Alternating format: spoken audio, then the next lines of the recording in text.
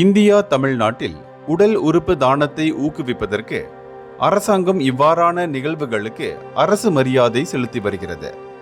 இதனிடையே உடல் உறுப்பு தானம் குடும்ப உறுப்பினர்களுக்கு ஒரு துயரமான நிகழ்வு என்றாலும் அதை சுற்றி பல உணர்வுகள் இருக்கின்றன.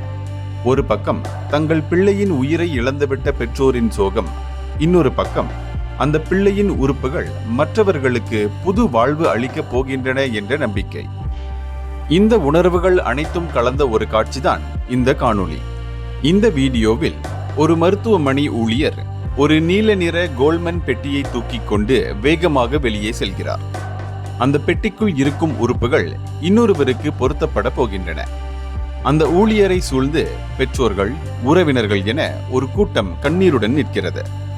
அவர்கள் தங்கள் கவலையை வெளிப்படுத்த கைகளை கூப்பி அந்த ஊழியருக்கு வணக்கம் தெரிவிக்கிறார்கள். இந்த காட்சி அவர்களின் துயரத்தையும் அதே நேரத்தில் தங்கள் பிள்ளையின் உறுப்பு மற்றவர்களை வாழ வைக்கப் போகிறது என்கிற பெருமிதத்தையும் வெளிப்படுத்துகிறது. இத்தகைய துயரமான நேரத்தில் கூட மனித நேயமும் இரக்கமும் எப்படி வெளிப்படுகின்றன என்பதற்கு இந்த காணொளி ஒரு சிறந்த எடுத்துக்காட்டு. இந்த பெற்றோர் எடுத்த முடிவு மற்றவர்களின் வாழ்வில் ஒரு புதிய ஒளியை ஏற்றியுள்ளது.